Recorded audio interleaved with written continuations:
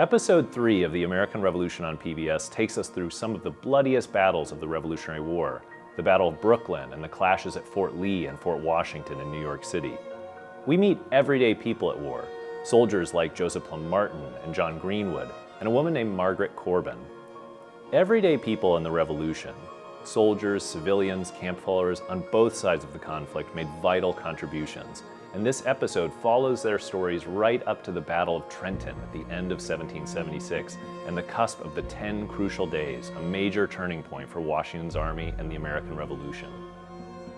What held Washington's army together in these dark days? How did the Revolution survive its darkest hour? To imagine the scenes that you might have confronted late in 1776, we can explore one of the museum's tableaus. This is a life-size recreation of a scene that actually happened on the banks of the Delaware in December of 1776. Washington's army was retreating from New York, defeated and ragged. With them was a man named James Peale, a Maryland soldier. His face was covered in sores, his shoes were in tatters.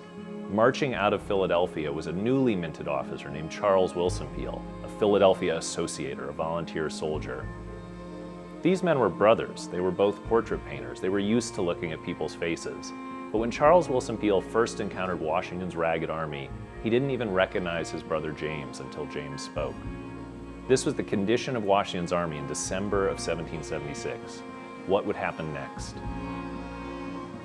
Whether it's by watching the American Revolution on PBS or exploring the Museum of the American Revolution, where you can encounter life-size scenes and look at objects from 250 years ago, we hope these multimedia experiences give you a chance to imagine the decisions of everyday people during the Revolutionary War and how they pulled themselves out of the darkest hour into what came next.